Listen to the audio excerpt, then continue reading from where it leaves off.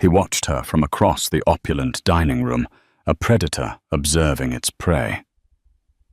She was just a waitress, another face in the endless sea of people who served him. But tonight, something was different. Fueled by vintage scotch and the sycophantic laughter of his associates, a cruel idea sparked in his mind. He lifted his hand, beckoning her over. When she stood before his table, he didn't offer a compliment or another order.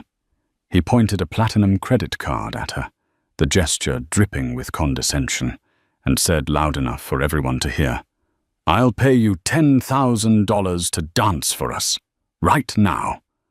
Prove you're more than just a tray carrier." The room fell silent. But Rhys Covington had miscalculated. He thought he was buying a moment of humiliation. He had no idea he was about to ignite a fire that would burn his entire world to the ground. Ethelred's was not a restaurant.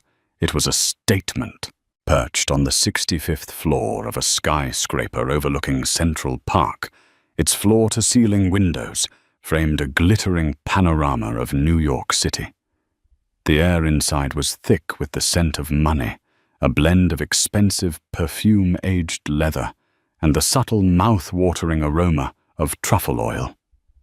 The clinking of Christofle silverware against Bernardeau porcelain was the room's delicate heartbeat. For the patrons, it was a sanctuary of power. For the staff, it was a battlefield of quiet servitude.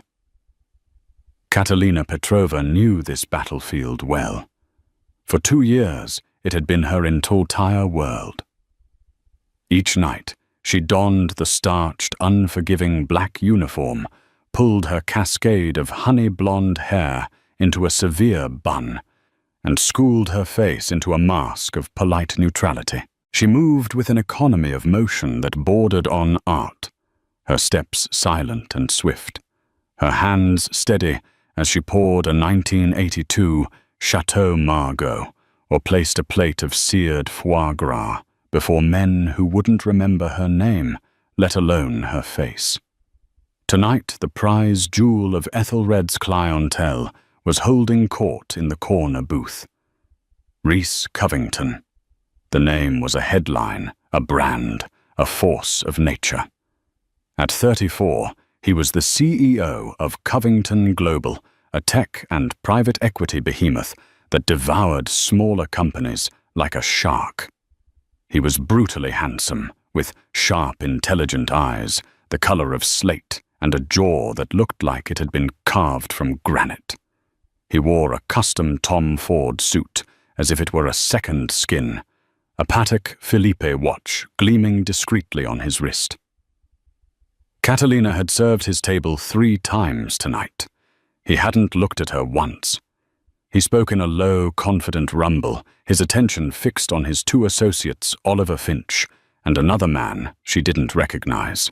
They were celebrating a hostile takeover, their laughter sharp and triumphant.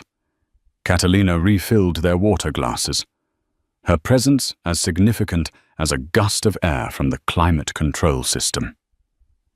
The board folded like a cheap suit, Rhys was saying, a smirk playing on his lips. They talked about company culture and loyalty. Pathetic. Every person has a price, Oliver. You just have to find it. Oliver Finch, a man with a kinder face and weary eyes, shifted in his seat. Perhaps some things aren't for sale, Rhys. Rhys let out a short, derisive laugh. Name one. It was then that his gaze, sweeping the room with bored ownership, finally landed on Catalina as she cleared a nearby table. He watched her for a moment, his eyes narrowing.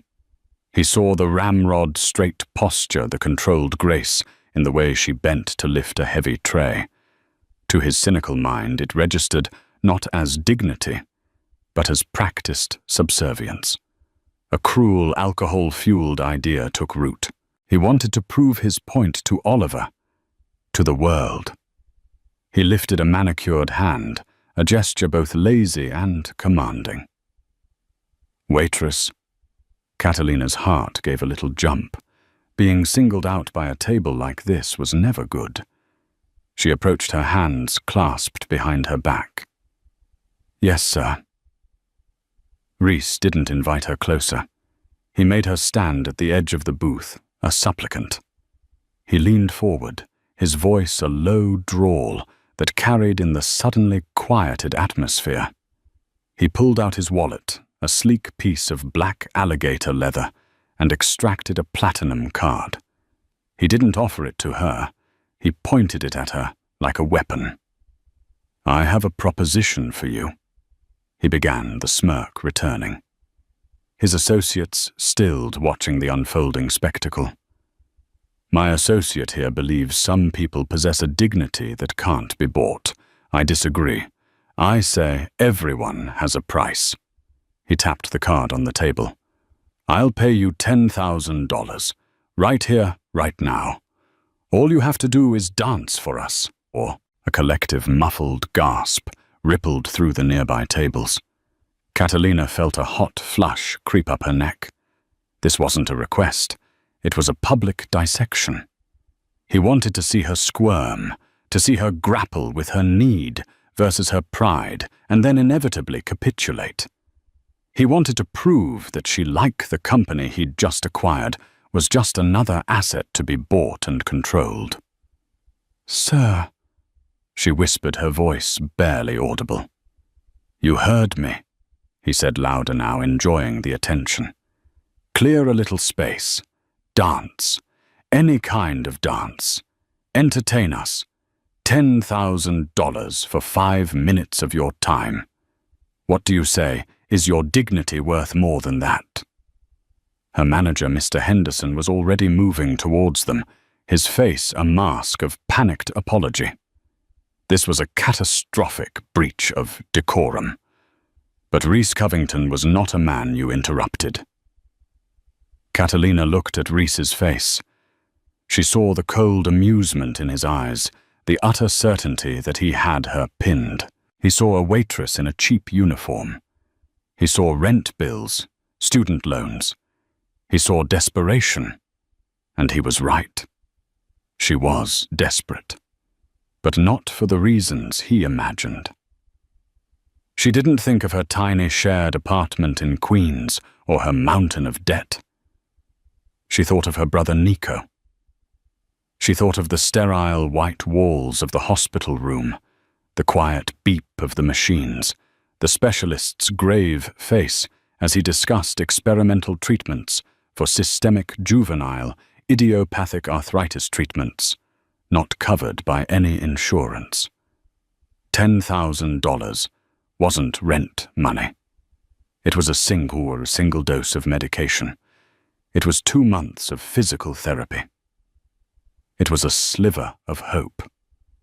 Her pride, the shield she had carried for years, felt paper thin. It was a luxury she couldn't afford. But surrender wasn't in her nature.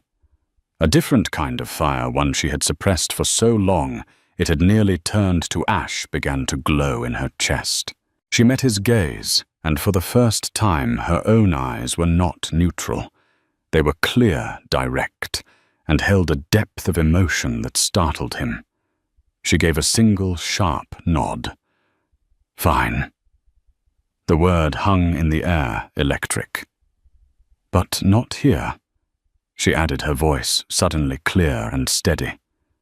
She gestured to the small empty space near the grand piano, where the pianist had just finished his set. "There, and I'll need you to pay up front." Reese's smirk widened into a triumphant grin. He had won. He gestured to the waiter's station, and within a minute a portable credit card machine was on the table. He swiped his card, punched in the numbers, without looking, and a receipt for $10,000 spooled out. He tore it off and held it out to her. "Your winnings," he said, his voice dripping with condescension. Catalina took the slip of paper. Her hand did not shake.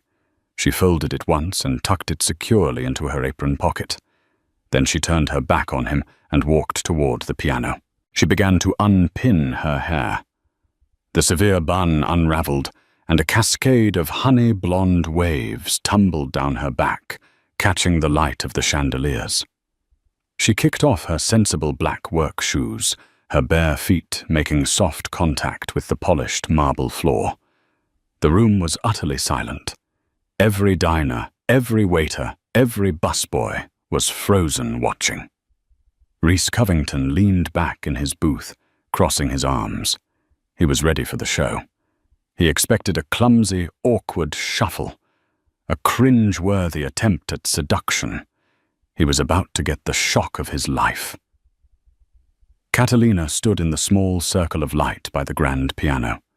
The city lights of Manhattan blazed behind her, a silent, glittering audience. She closed her eyes for a single, centering breath.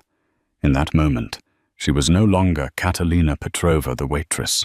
The starched uniform felt like a costume, and the opulent restaurant faded away, replaced by the scent of rosin and worn wooden floors of a studio she hadn't seen in 5 years. She could hear the voice of her old ballet master Mikhail, a stern Russian émigré who saw the fire in her soul. "Do not dance the steps, Catalina," he would say, his voice a gravelly rumble. "Dance the story. Let it bleed from you." She opened her eyes. The story tonight was one of fury and grief. She began without music. The first movement was slow, almost hesitant. She raised her arms not in a graceful arc, but as if pushing against an immense weight.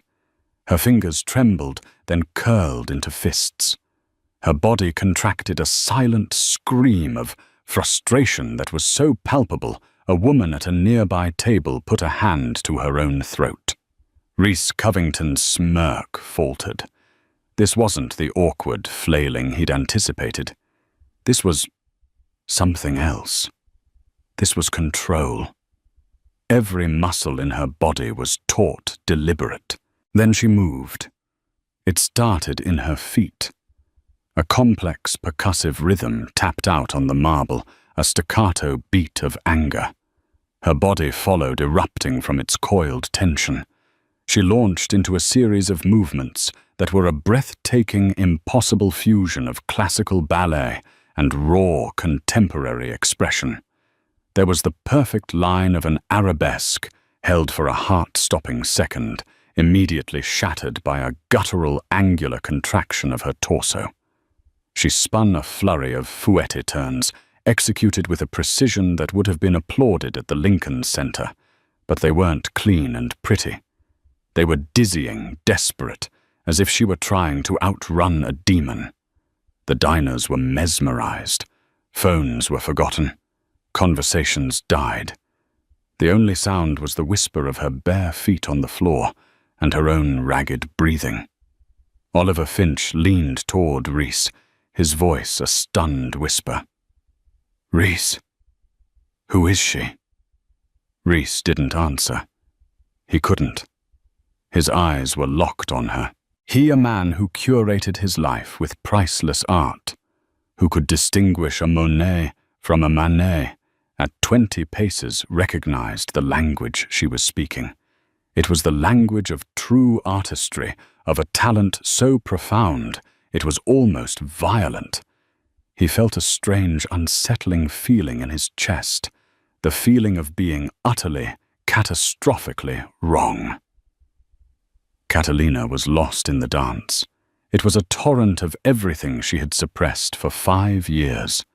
The grief for her parents lost in a car crash that had also shattered her brother's body. The rage at the universe for stealing her dream, forcing her to trade her point shoes for a serving tray. The fierce, desperate love for Nico that fueled every grueling shift, every sacrifice. She danced the pain of watching her own muscles atrophy while her brother fought to regain the use of his. She danced the humiliation of begging doctors for payment plans. She danced the despair of lonely nights, wondering if this was all her life would ever be. Her movements were sharp, precise, filled with a sorrow that was achingly beautiful. A grand jeté was not a leap of joy, but a frantic, desperate reach for something just out of grasp.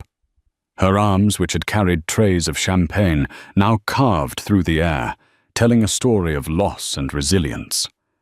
For the finale, she slowed. She sank to the floor, her body folding in on itself until she was a crumpled heap on the marble. Her shoulders shook with silent sobs. It wasn't acting. In that moment, the weight of it all came crashing down. Then slowly, painfully, she rose. One vertebra at a time, she unfurled her head, the last thing to lift. She stood tall, her back ramrod straight once more. Her face was tear-streaked, but her eyes blazed with defiance. It was a declaration. "You have not broken me." She held the final pose, chest heaving, her gaze sweeping over the stunned room until it landed directly on Rhys Covington. The silence that followed was deafening. It stretched for 10-15 seconds. It was broken by a single person. Oliver Finch, his face etched with awe, began to clap.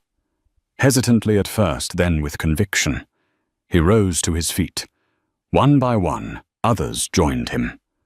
The quiet applause grew into a thunderous, sustained, standing ovation.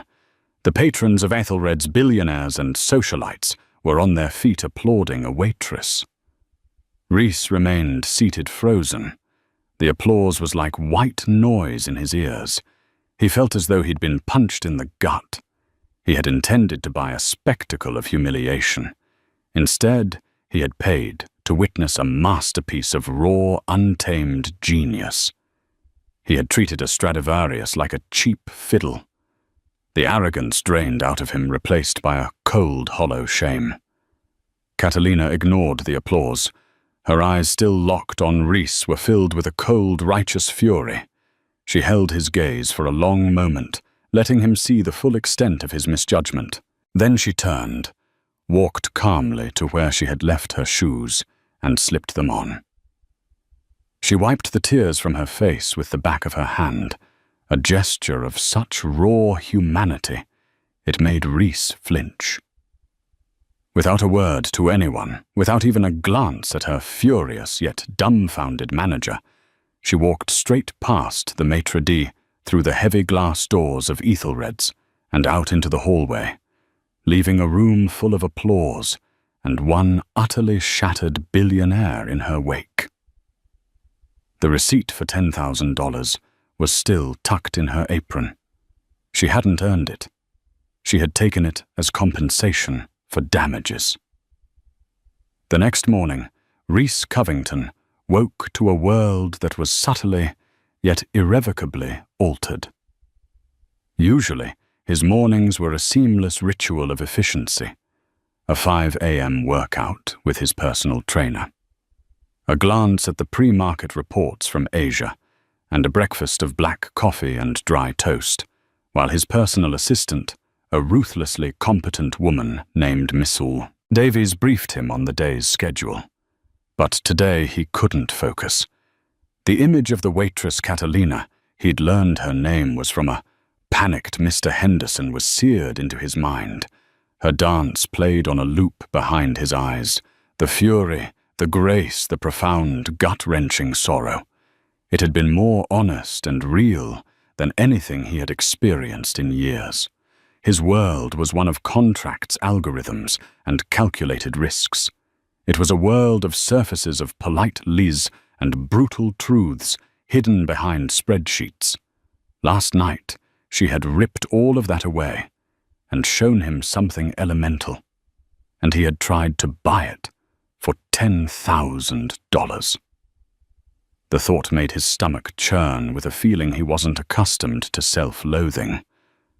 "Sir," Ms. Davies said, her voice cutting through his thoughts. "The board meeting for the Sterling acquisition is at 9. You have a preliminary call with the legal team in 20 minutes. Cancel it," Rhys said, his voice flat. "Miss Wars." Davies blinked. Rhys Covington did not cancel. "Sir." "You heard me. Cancel the morning, all of it." He stood up, pacing his minimalist penthouse apartment, the city sprawling beneath him. I have a new priority. I want you to find someone for me. Of course, Mr. Covington. Name? Catalina Petrova. She was a waitress at Ethelred's. As of last night, I believe she is formally employed. Understood. Shall I have a non-disclosure agreement drafted? A severance package?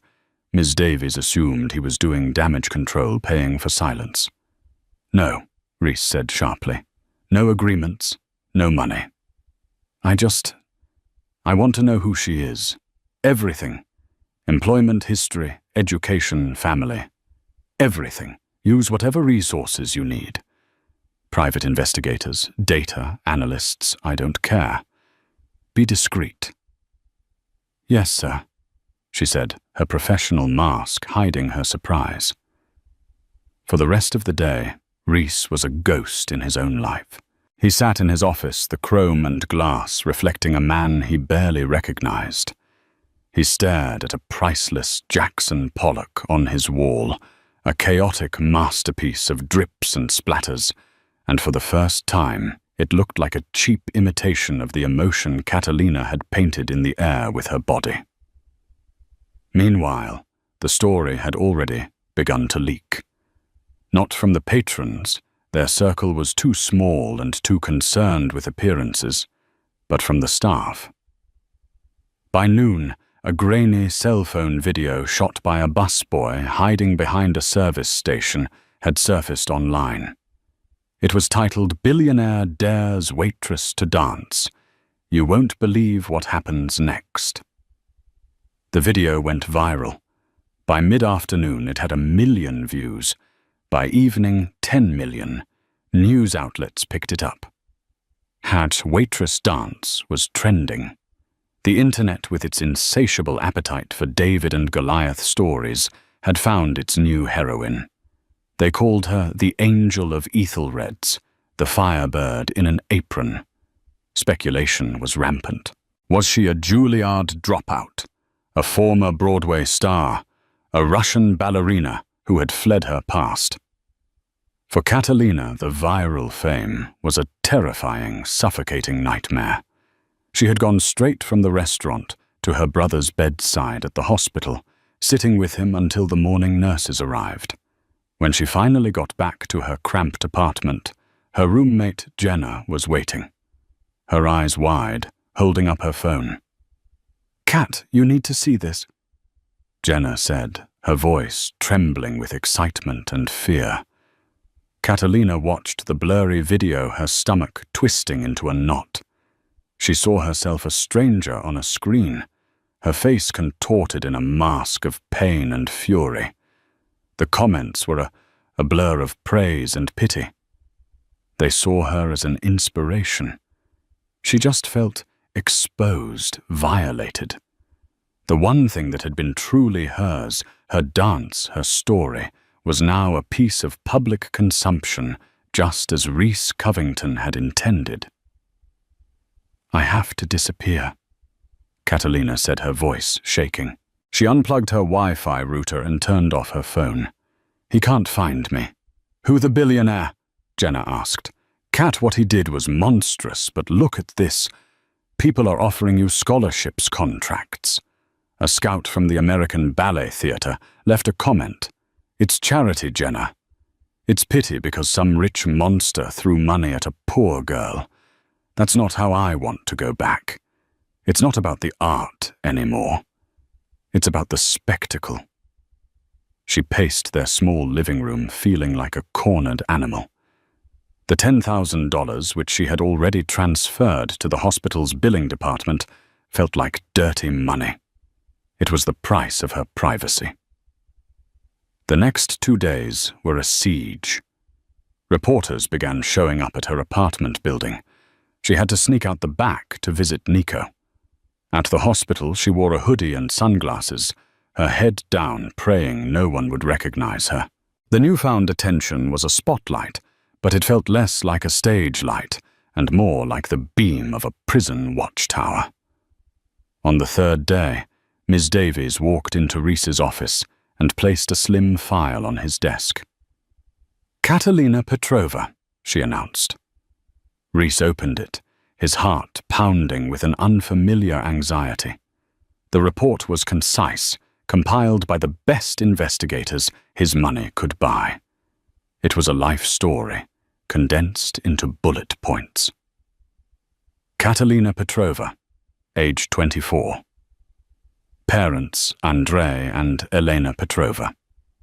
Former principal dancers with the Kyiv City Ballet. Immigrated to the US in 1999.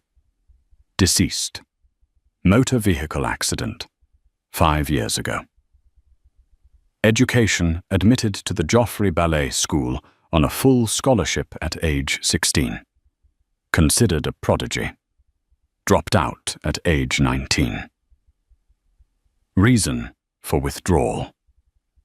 The same accident that killed her parents left her younger brother, Nico Petrova, age 14 at the time, with severe lifelong injuries, became his legal guardian. Sibling, Nico Petrova, age 19. Currently admitted to St. Damian's Hospital for Children. Diagnosis: systemic juvenile idiopathic arthritis, severe and aggressive form. Multiple surgeries, requires ongoing expensive experimental biologic therapy. Employment history. A string of menial jobs for 5 years. Waitress, barista, coat, check, girl. All cash-based where possible to avoid wage garnishment from medical debt. Financials. In excess of $400,000 in medical debt. No significant assets. Reese read the report 3 times. The cold, hard facts painted a picture far more devastating than any dance. A prodigy who had sacrificed her entire future for her brother. She wasn't dancing for pride or for his dirty money. She was dancing for a life, for her brother's life. The shame he had felt before was nothing compared to the wave of revulsion that washed over him now. He hadn't just been arrogant, he had been cruel. He had taken a woman's unimaginable pain and turned it into a floor show for his own amusement. He closed the file. His usual decisiveness. His killer instinct was gone. He didn't know what to do. Sending money would be an insult, a confirmation of her worst fears about him. An apology felt laughably inadequate, but doing nothing was impossible. "Cancel the rest of my week," he said to Ms. Davies, his voice hoarse, "and get me everything there is to know about St. Damian's Hospital and this experimental therapy." He was no longer just searching for a woman. He was searching for a way to reckon with the man he had become.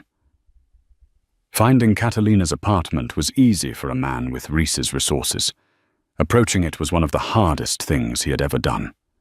He swapped his tailored suit for dark jeans and a simple grey cashmere sweater, trying to appear less like a corporate raider and more like a human being. He drove himself, leaving his chauffeur and his Bentley behind, and parked his unremarkable black Audi down the street from her walk-up in Astoria, Queens. The building was old. The brick facade weathered the fire escapes, zigzagging across its face like iron scars. It was a different universe from his glass tower on Park Avenue. He stood on the sidewalk for a full 10 minutes, watching people come and go, trying to find the right words. There were none. He finally buzzed her apartment, 4B. There was no answer. He tried again. Nothing. Just as he was about to give up, the main door opened, and a young woman with bright pink hair and a nose ring came out. It was Jenna on her way to work. She recognized him instantly from the news, and her eyes widened in a mixture of fear and hostility. "You," she breathed, planting her feet firmly in the doorway. "You have a lot of nerve coming here." "I need to speak with her," Reese said, his voice quiet. "Please, it's important. So you can throw more money at her. Humiliate her some more." Jenna shot back, her voice dripping with protective venom. She's not here, and if she was, she wouldn't wanted to see you. You turned her life into a circus. Reporters are camped out down the block. Do you have any idea what you've done?" Reese had the grace to look ashamed. "I know, I made a mistake. A terrible one. I need to apologize." "An apology isn't going to fix this," Jenna said, but his visible contrition had softened her stance slightly. She sighed a puff of frustrated air. "Look, she's not here. She's probably at the hospital, St. Damian's, with her brother. Now please just leave her alone." She pushed past him and hurried down the street. Reese stood there for a moment, the name of the hospital echoing in his head. It confirmed the file. He got back in his car, his resolve hardening. He wouldn't ambush her at a hospital. That was a sacred space. But he knew where she had to come back to. He would wait. Hours passed. The sun began to set, painting the sky in hues of orange and purple.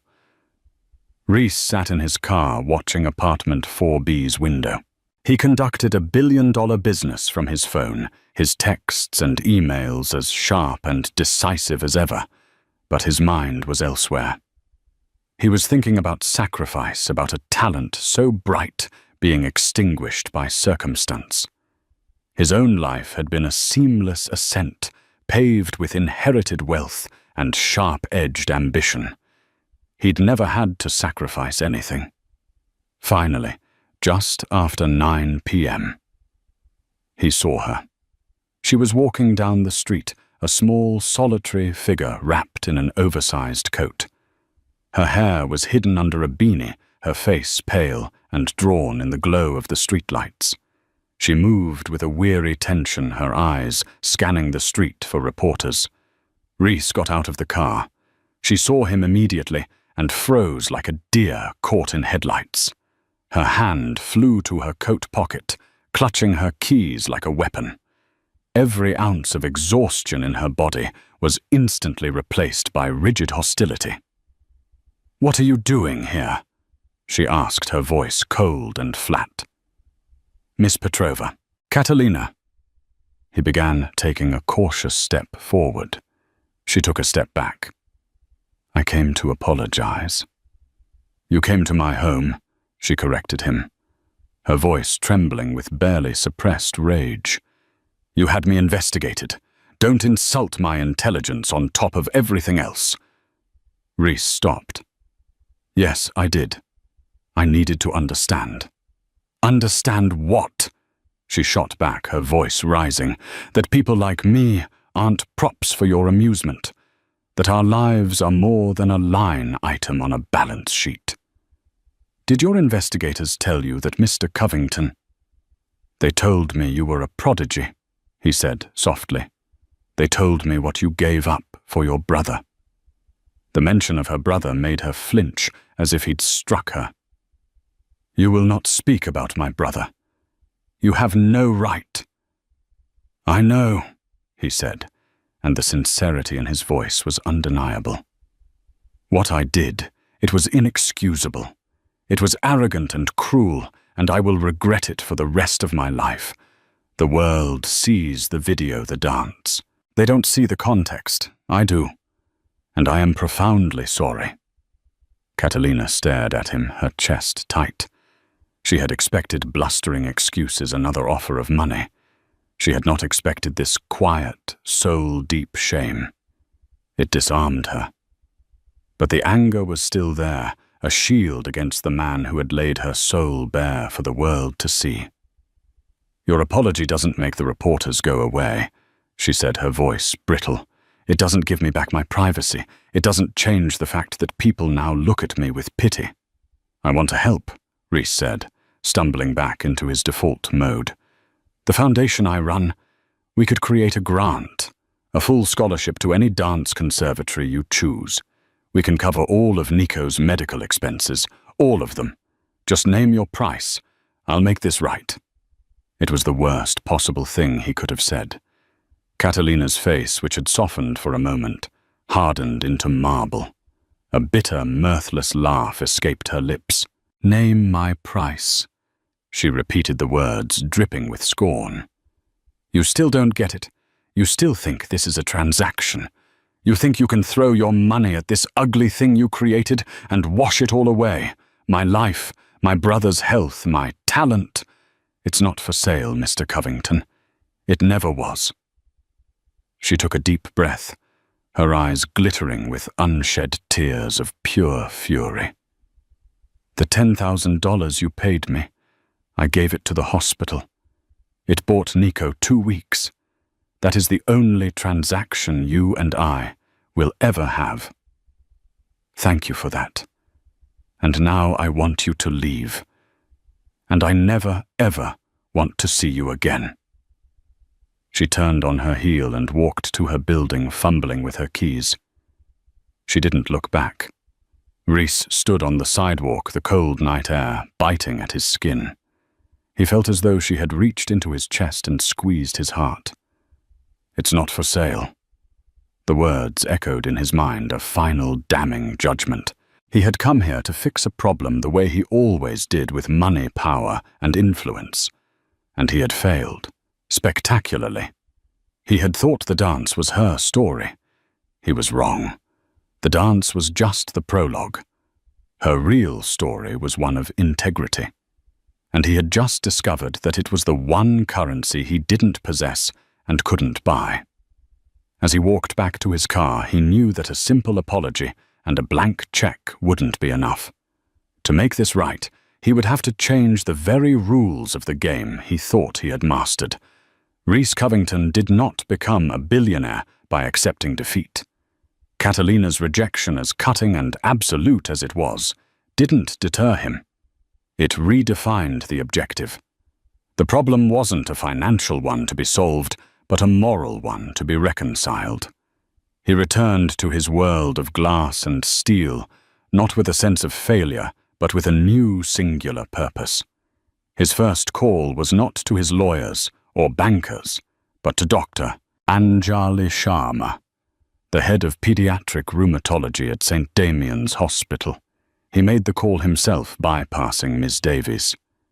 He introduced himself, and after a moment of stunned silence on the other end of the line, he got straight to the point. "I've been made aware of your work with experimental biologic therapies for SJIA." Reese stated, his tone devoid of its usual arrogance, replaced by a focused intensity. Specifically, for a patient named Nico Petrova. Dr. Sharma was cautious. "Patient information is confidential, Mr. Covington." "I'm not asking for information. I'm offering to provide fundings," Reese clarified. "I want to underwrite the entire research program. New equipment, more staff, full funding for clinical trials for the next 5 years. And I want to create a patient access fund to cover the costs for any family that cannot afford treatment, starting with the Petrovas. Anonymously. My name is not to be associated with it in any way. A corporate donation from a Covington Global subsidiary. That's it." The silence on the other end of the line was profound.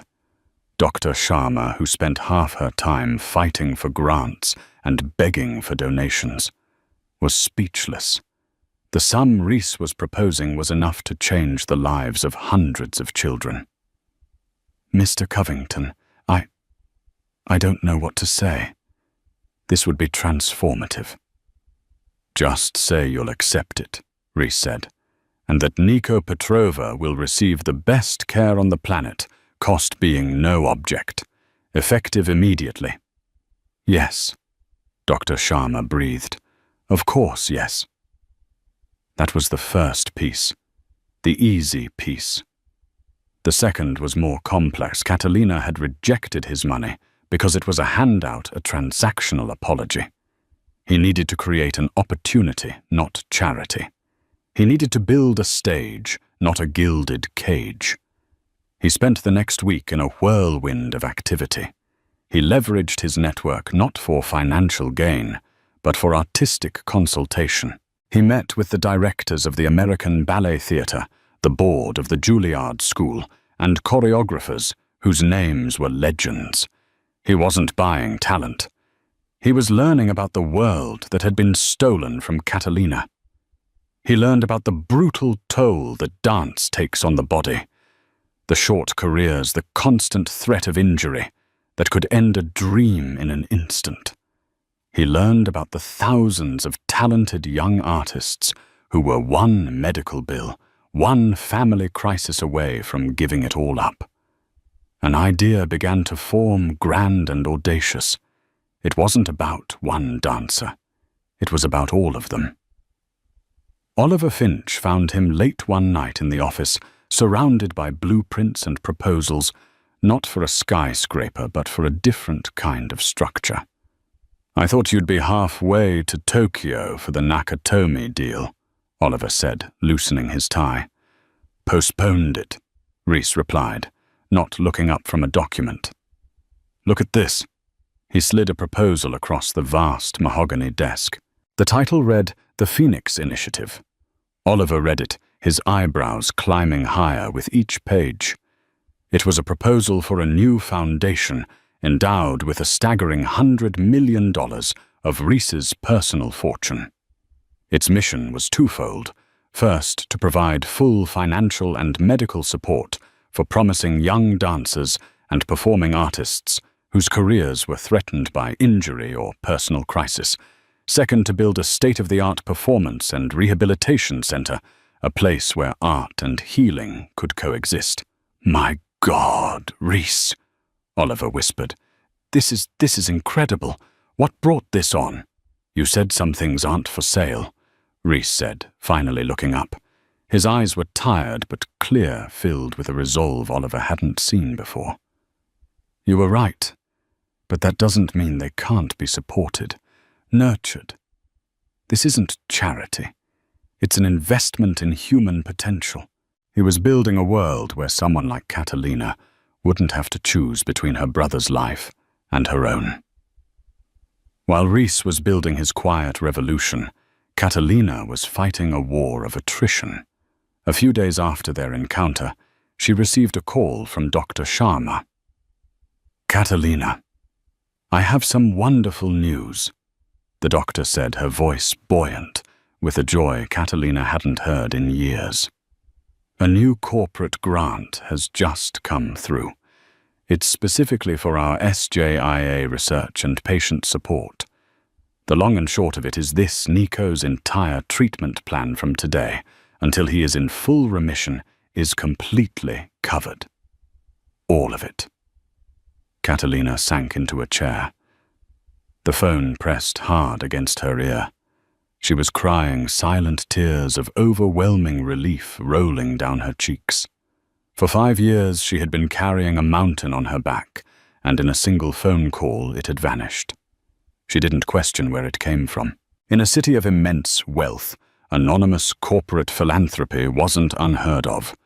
She accepted it as a miracle, a long overdue moment of grace from a universe that had been relentlessly cruel. The weight of financial desperation lifted, but the weight of her squandered talent remained. The viral video had died down, but its ghost lingered. She'd had offers, of course, from dance companies and choreographers, but they all felt tainted by the spectacle. They saw the story, not the artist. She ignored them all. But something had shifted in her. With Nico's future secure, a tiny, fragile seed of her own future began to germinate in the barren soil of her life.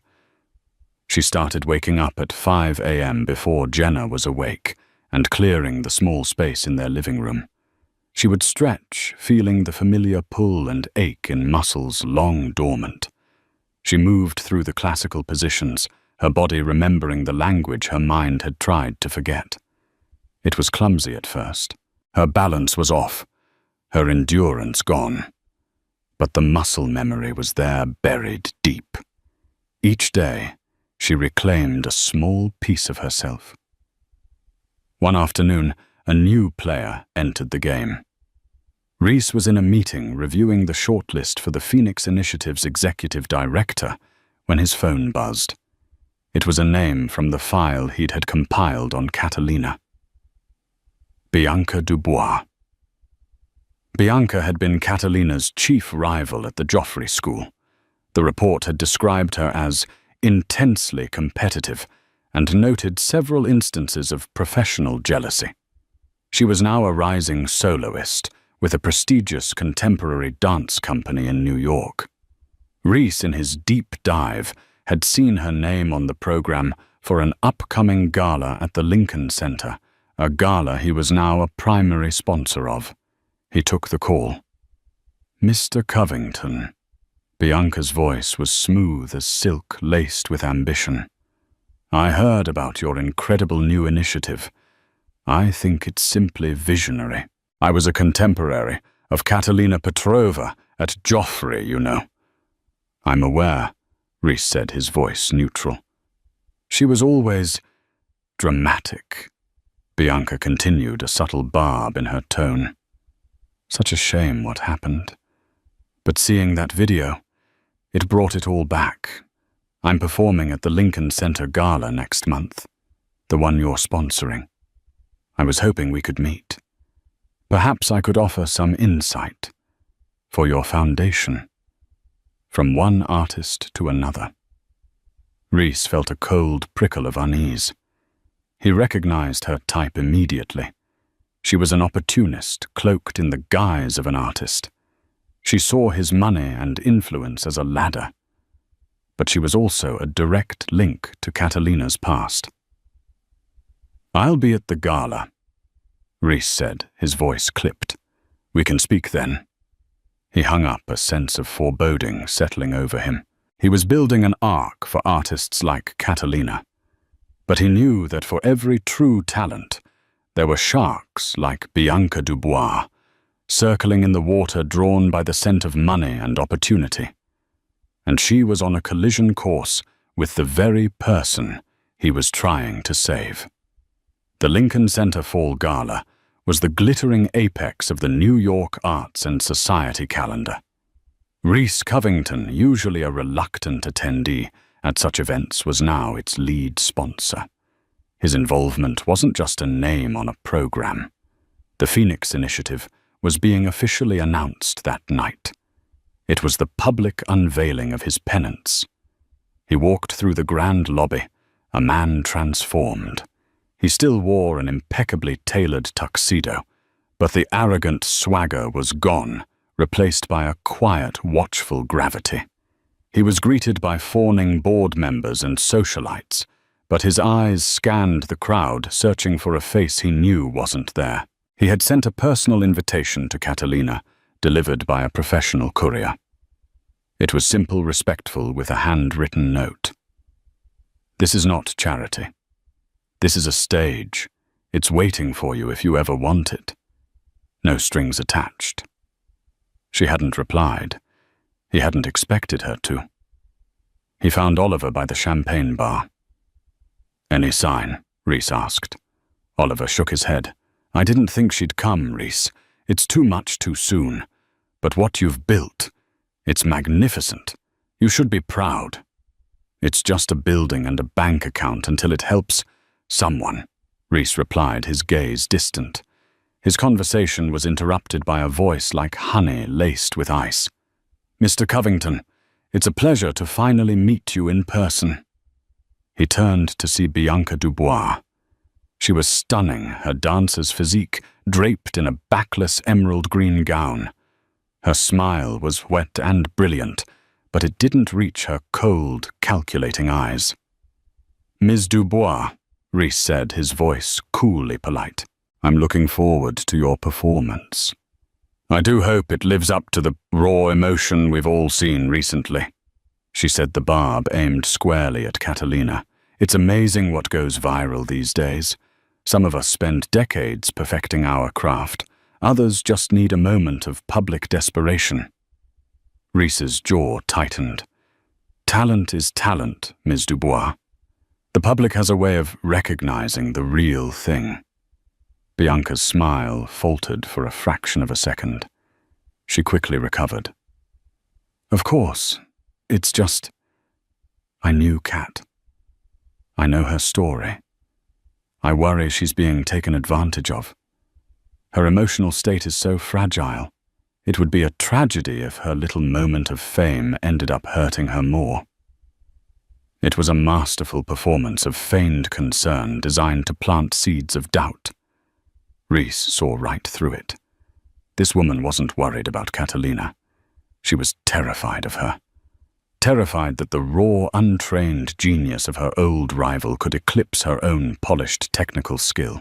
I appreciate your concern, Reese said, his voice leaving no room for argument. Now, if you'll excuse me, I have to speak with the director. He turned and walked away, leaving Bianca fuming behind her perfect smile. Backstage, the atmosphere was electric with controlled chaos. Dancers stretched, stagehands scurried, and the air hummed with nervous energy. Bianca stood in the wings waiting for her cue. Her piece was the highlight of the second act. But her mind wasn't on her choreography. It was on Reese Covington's dismissive tone, on the whispers about the Phoenix Initiative, on the ghost of Catalina Petrova, that seemed to haunt this entire evening. She had spent 5 years clawing her way to the top, relishing the fact that her greatest rival had vanished. Now that rival was the most talked about dancer in the world, all because of one clumsy emotional outburst in a restaurant. The injustice of it burned in her gut. Just then her phone buzzed. It was a text from a journalist she kept on a short leash, a gossip columnist at a tabloid. Anything on the mystery Waitress? The buzz is she's here tonight. An idea venomous and brilliant sparked in Bianca's mind. She typed a quick reply. Source says Covington brought her, making a scene, trying to leverage her 15 minutes of fame. She's emotionally unstable. He's taking advantage. It was a lie, but a plausible one. It painted Reese as a predator and Catalina as a pathetic, unstable victim. It cheapened her talent, reducing it to a side effect of a breakdown. It was perfect. She hit send, a cruel smile gracing her lips. The story would be online before her performance was even over. Meanwhile, across town, Catalina was not at the gala. She was in a small rented dance studio in Brooklyn, the kind with scuffed floors and mirrors that had seen better days. It was the first time she had set foot in a proper studio in 5 years. The $100 for a 2-hour rental felt like an indulgence, but one her soul desperately needed. She wore old leggings and a faded t-shirt. Her body ached, but it was a good ache. The music from her phone's small speaker filled the room.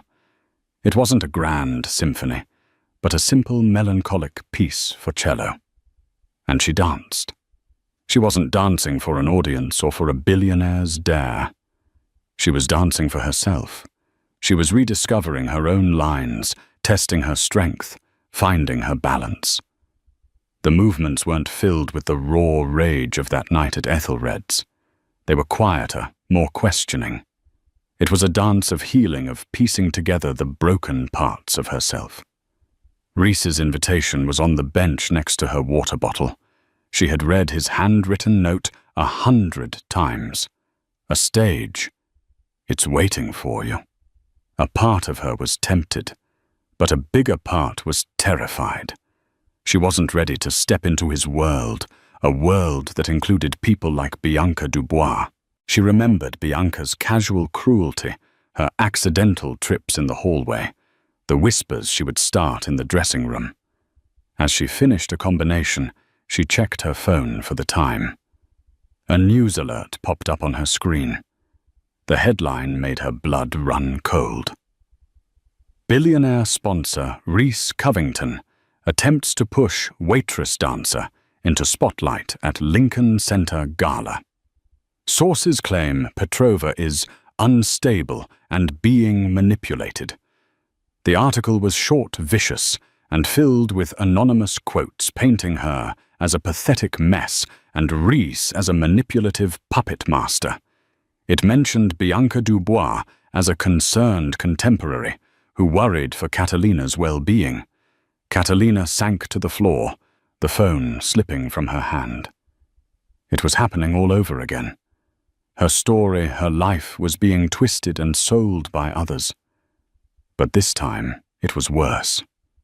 They were using her to attack Rhys, the one person who in his own clumsy way was trying to atone. And Bianca, her old nemesis, was pulling the strings. The old fire, the one she thought she was learning to control, roared back to life in her chest. They thought she was unstable. A victim. A pawn. She stood up, her body trembling not with weakness, but with a surge of pure adrenaline. Her quiet dance of healing was over. She grabbed her bag, her coat, and Rhys's invitation. She wasn't going to hide anymore. She wasn't going to let them write her story for her. Bianca Dubois wanted a ghost. She was about to get one. Catalina Petrova was going to the gala. Catalina was in a small rented Brooklyn studio when the world intruded. In a moment of rest, wiping sweat from her brow, she glanced at her phone. A news alert lit up the screen. The headline, "A poisoned dart, billionaire sponsor. Rhys Covington attempts to push Waitress dancer into spotlight." Sources claim Petrova is unstable and being manipulated. The article was riddled with quotes from a concerned contemporary, Bianca Dubois. The words unstable and manipulated struck Catalina like a physical blow. Bianca's venom reached across the years, attempting to poison her comeback, twisting her art into a symptom of a breakdown. The quiet healing dance she had been practicing died in her heart, replaced by a clarifying, cold rage. They thought she was a pawn. A victim. She grabbed her coat and Rhys's crumpled invitation. She wasn't going to hide from their lies. She was going to burn them down with the truth. She arrived at the Lincoln Center like a force of nature, her street clothes a stark rebellion against the finery of the gala. The name Catalina Petrova was all she needed to get past security and be rushed backstage where she found Rhys in the midst of a crisis meeting. He looked up, and the shock on his face was quickly replaced by awe. "I saw the article," she said, her voice devoid of fear. "It's a lie. You offered me a stage. I'm here to use it." This was not the desperate woman from his restaurant. This was a warrior. Rhys looked past her to the bewildered stage manager. "The program has changed," he commanded, his voice ringing with absolute authority. "She's on, now." In the wings, Bianca Dubois froze as the announcer's voice echoed through the theater, introducing a special performance from the Phoenix Initiative. Her name was not called. Catalina's was. The curtain rose on a bare stage. Catalina stood, center, bathed in a single spotlight. The audience murmured, recognizing the figure from the viral video. But the dance she performed was not the one they expected. Gone was the raw grief and fury. In its place was breathtaking control power and precision. Every movement was a direct, elegant refutation of Bianca's slander. An arabesque held with impossible strength declared her stability. A series of flawless, powerful turns mocked the idea she could be manipulated. She was not dancing her pain. She was demonstrating her mastery. She ended not in a crumpled heap of sorrow, but in a pose of unshakable strength, chin lifted, her gaze sweeping across the theater. The silence that followed was heavy with shock before the entire building erupted in a tidal wave of applause. It was a standing ovation, not of pity, but of profound respect for a true artist. As she walked off stage, she passed Bianca, who stood ashen-faced, a ghost at a feast. Catalina didn't even look at her. Her victory was so complete, her rival was no longer relevant. She found Rhys waiting in the shadows. The vast, complicated space between them, filled with money, shame, and power, had finally vanished. All that was left was two people who had seen each other's true character. "Thank you," she said simply, "for the stage." "Thank you," he replied, his voice filled with an emotion she now understood was respect. "For showing them all who you are." He didn't offer her a contract or a check. He offered her something more. The Phoenix Initiative needs an artistic director, someone who understands what it means to fight, someone who can build a stage for others. He held out his hand. It wasn't an offer of charity, but of partnership. She looked at his hand, then into his eyes, and saw not a billionaire, but a man who had finally learned the value of things that can't be bought. She placed her hand in his. A new dance was just beginning. The story of Catalina Petrova and Rhys Covington isn't just about a dance. It's a powerful reminder that there is a story behind every face we see, a hidden talent waiting in the most unexpected places. It shows us that true strength isn't about the money in your bank account, but the fear in your soul. Catalina's journey teaches us that even when the world tries to write your story for you, you always have the power to step onto the stage and dance your own truth. It's a testament to second chances, the humbling power of empathy, and the fact that it's never too late to right a wrong. If this story of resilience and redemption moved you, please help us share it with the world. Hit that like button to show your support. Share this video with someone who needs a reminder of their own inner strength, and don't forget to subscribe to our channel for more unforgettable stories that challenge our perspectives. What part of Catalina's journey resonated with you the most? Let us know in the comments below. Thank you for watching.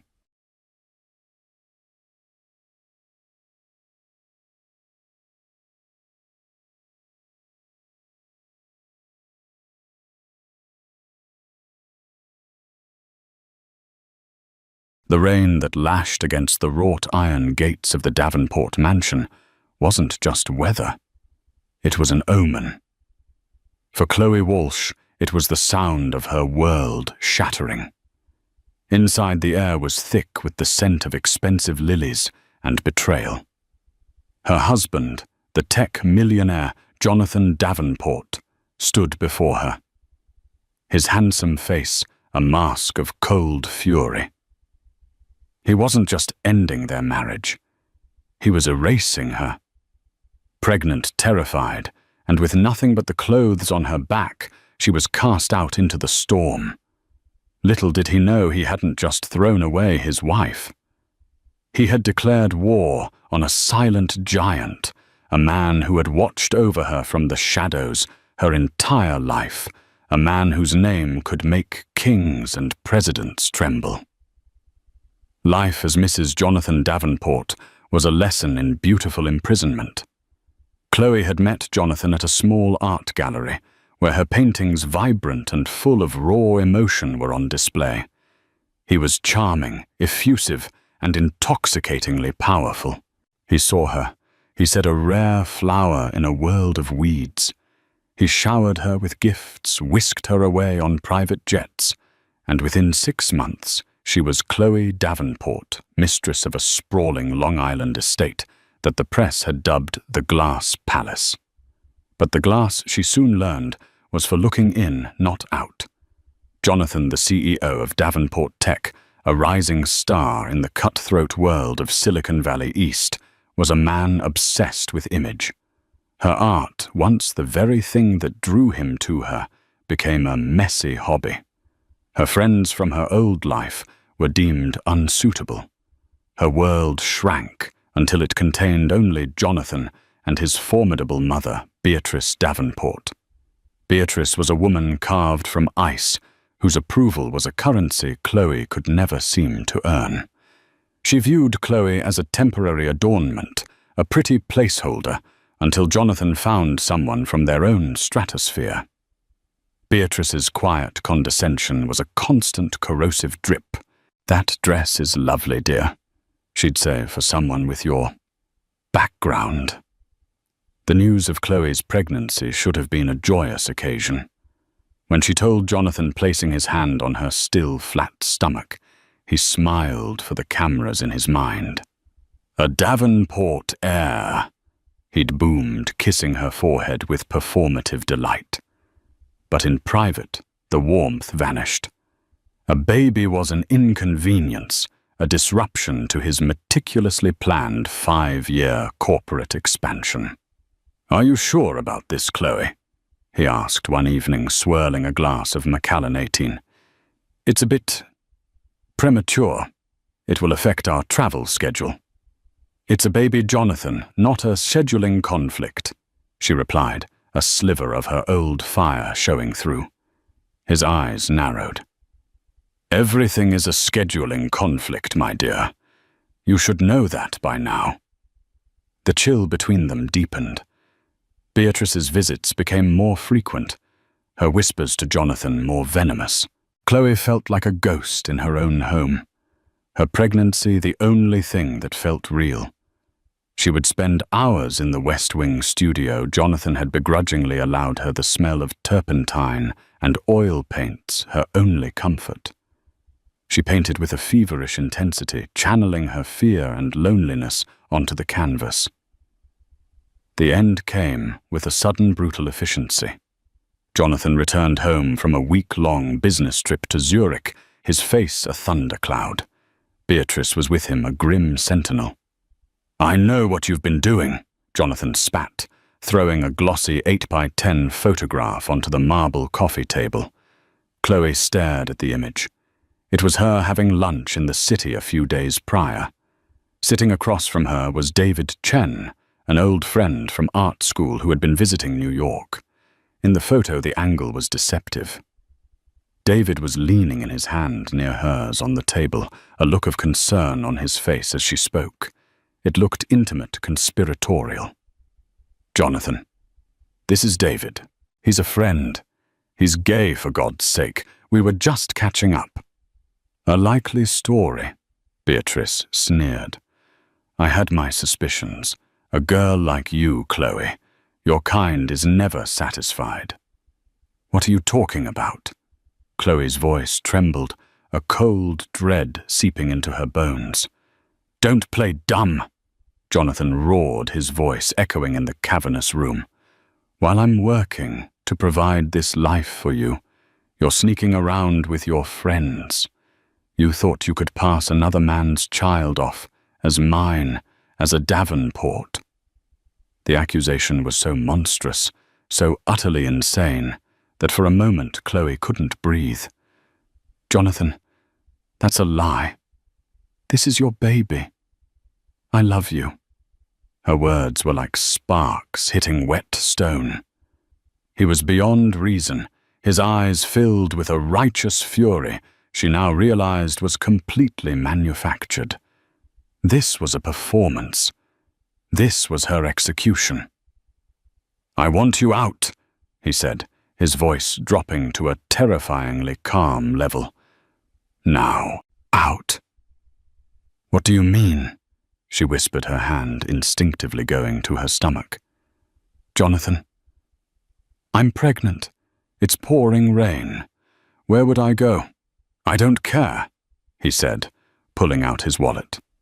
He peeled off 5 $100 bills and threw them on the floor at her feet. "That's more than you were worth when I found you. Consider it severance." Beatrice smiled, a thin, cruel slash of red lipstick. "Security will see you out. Don't take anything. The clothes you are wearing are of course a gift." 2 burly men in black suits appeared as if on cue. They didn't touch her, but their presence was an unmovable wall. Numb with shock, Chloe walked towards the door. She didn't look back. she wouldn't give them the satisfaction. As the heavy oak door clicked shut behind her, sealing her out of the life she knew. The first clap of thunder rattled the sky. She stood on the manicured stone steps of the glass palace, a 3-month-old life growing inside her with $500 and a shattered heart, as the heavens opened up and wept. The city at night is a different beast when you have nowhere to go. The glittering lights of Manhattan, once a symbol of her new life, now seemed to mock Chloe. The rain plastered her thin silk blouse to her skin, and the $500 in her pocket felt as useless as sand. Her phone, it was inside on the nightstand. Her credit cards, cancelled, she was certain.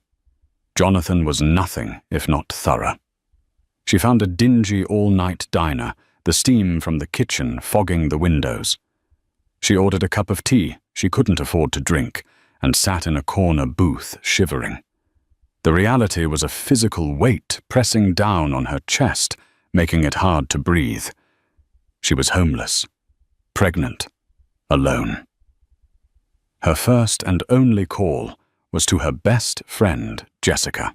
Using the diner's grimy payphone, she choked out the address. An hour later, Jessica burst in her face a mask of fury and concern. That monster. That absolute monster. Jessica raged as she bundled Chloe into her tiny, cluttered apartment in Queens. She wrapped her in a thick blanket and forced a warm mug of soup into her hands. "We'll fight this, Chloe. We'll get a lawyer. He can't just do this." But Chloe knew better. Jonathan's lawyers were sharks from the most expensive firms in the city. They could bury a person in legal fees and paperwork until they simply ceased to exist. Against the Davenport Emperor, she and Jessica were ants. For 3 days, Chloe existed in a fog of grief.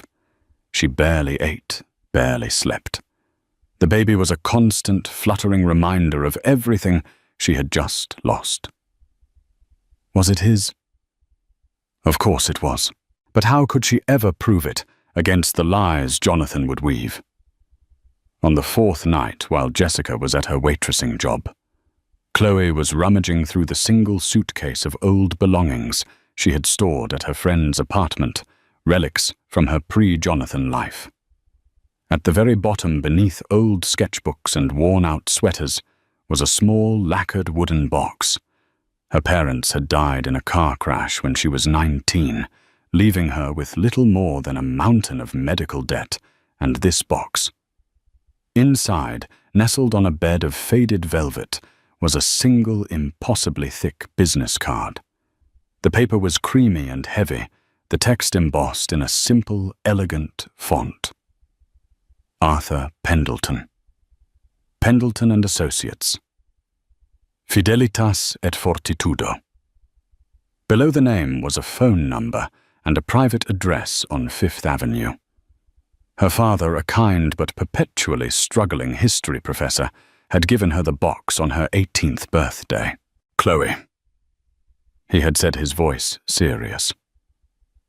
"This is for an emergency. Not a my car broke down emergency, but a the world is ending emergency. This man, he was my dearest friend. He is your godfather. He made me promise that if anything ever happened to me, you would have his protection. Don't ever lose this." She had never called. Her pride, her desire to make it on her own, had always stopped her. Contacting some mysterious, powerful friend of her father's felt like giving up. Now she had nothing left but giving up. The world, as her father had predicted, felt like it was ending. Her fingers trembling, she picked up Jessica's landline phone. It was almost 10 p.m. It was a crazy long shot. She dialed the number. An automated system picked up. "You have reached the after-hours security desk for Pendleton and Associates. Our offices are closed." Chloe's heart sank. Of course. If this is a personal matter for Mr. Pendleton, please state your name and the nature of your call after the tone. Messages are transcribed and reviewed. A beep sounded. Chloe took a shaky breath. My name is Chloe Walsh. My father was Professor Michael Walsh. He told me to call this number if I ever truly needed help. I truly need help. She hung up, a fresh wave of despair washing over her. It was a message in a bottle thrown into a digital ocean. He probably wouldn't even get it. Or if he did, why would he care about the destitute daughter of a friend he hadn't seen in over a decade? She curled up on Jessica's lumpy sofa, the business card clutched in her hand, and for the first time in days, she cried herself to sleep. She was woken just after 7 a.m. by the insistent buzzing of Jessica's phone. Jessica, bleary-eyed, answered it. Hello? Yes, she's here. Who is this? Oh. 1 moment. Jessica held the phone out to Chloe, her eyes wide with disbelief. Chloe, it's for you. It's a woman named Ms. Albright, from the office of Arthur Pendleton. Chloe's heart hammered against her ribs. She took the phone. Hello, Miss Chloe Walsh. The voice was crisp, professional, and held an undercurrent of warmth that was instantly calming. My name is Genevieve Albright. I am Mr. Pendleton's chief of staff. He received your message. He has cleared his entire morning schedule. He would like to see you at your earliest convenience. A car is waiting for you downstairs. Chloe was speechless. She looked out Jessica's third-floor window. Down on the street, parked between a beat-up sedan and a recycling truck, was a gleaming black Bentley. The Bentley was an island of silent luxury gliding through the raucous morning traffic of Queens and into the stately canyons of Manhattan. Chloe felt impossibly small and out of place in its plush leather interior. She was still wearing a borrowed sweater from Jessica and a pair of old jeans. She hadn't even had time to properly brush her hair. The car pulled up to a discreet limestone building on Fifth Avenue, a few blocks from Central Park. There was no grand sign, only a small, polished brass plaque that read, Pendleton and Associates. A doorman in a sharp grey uniform opened her door before the car had even fully stopped. Ms. Walsh, welcome. Mr. Pendleton is expecting you. She was led not into a typical office lobby, but into what felt like a private library. Floor-to-ceiling mahogany shelves were filled with leather-bound books. The air smelled of old paper lemon oil and money so old it had forgotten how to shout. Ms. Albright, an elegant woman in her late 50s, with silver hair swept into a perfect chignon, greeted her with a gentle smile. Chloe, it's a pleasure to finally meet you. Arthur, Mr. Pendleton is just finishing a call. Can I get you some tea? Something to eat. Her kindness was so unexpected, it almost made Chloe cry. She numbly accepted the tea. A few minutes later, a set of tall, soundproof doors opened. Send her in, Genevieve. The voice was deep calm and carried an effortless authority. Chloe walked into the office. It was larger than Jessica's entire apartment. One wall was a plate glass window with a breathtaking view of Central Park. The man standing by the window turned and Chloe's breath caught. She had expected someone old and frail. Arthur Pendleton was in his late 60s, but he stood with the posture of a man half his age. He was tall and lean, dressed in a perfectly tailored charcoal suit. His hair was a distinguished silver, but his eyes, a startlingly sharp blue, were what held her. They were filled with an unnerving intelligence, a deep-seated power, and something else she couldn't quite place, a profound sadness. Chloe, he said, his voice softening, you have your mother's eyes. He gestured to a comfortable leather chair opposite his immense desk. He didn't sit behind it in the seat of power. Instead, he took the chair next to hers. "Your father," he began, his voice thick with emotion, "was the best man I ever knew. He was the best man at my wedding. I was the best man at his. We met at university. He was the brilliant scholar with no money, and I was the fool with a trust fund who didn't know what to do with it. He taught me about history, about integrity. He taught me what mattered. When he and your mother passed, I was abroad closing the biggest deal of my life. I didn't get back in time for the funeral. It is the single greatest regret of my life." He looked at her, his gaze unwavering. "I promised him I would always be there for you. A promise I have clearly failed to keep. I respected your desire for independence, but I should have checked in. I should have done more than just watch from a distance. For that, I am truly sorry. Now," he leaned forward slightly, "tell me everything, and do not spare a single detail." And so she did. The whole story poured out of her. The whirlwind romance, the gilded Beatrice's cruelty, Jonathan's cold ambition, the pregnancy, the fake photograph, and the final humiliating expulsion into the rain. She spoke for nearly an hour, her voice cracking at times, but she didn't cry. Arthur Pendleton listened with an almost unnerving stillness, his expression unreadable, his blue eyes never leaving her face. When she finished, the silence in the room was heavy. Arthur stood and walked to the window, his back to her, looking out over the park. "Davenport Tech," he said, his voice a low rumble. "I know the company. Over-leveraged, built on a foundation of aggressive acquisitions and hype. Jonathan Davenport fancies himself a modern-day Rockefeller, I hear." He turned around, and the sadness in his eyes had been replaced by something else entirely. It was a cold, controlled fire. It was the look of a predator. "He made 2 mistakes," Arthur said, his voice like chipping granite. "The first was laying a hand on the daughter of Michael Walsh. The second was thinking he could get away with it." He walked to his desk and pressed an intercom button. "Genevieve, clear my schedule for the rest of the week. Get me Robert Chen from litigation, Maria Fuentes from forensic accounting, and Daniel Silva from our private investigations unit. I want them in the main conference room in 10 minutes. Also have the penthouse suite at the Pendleton Grand prepared for Ms. Walsh, indefinitely. And call Dr. Madigan. I want her to assemble the best prenatal team in the country for an immediate consultation."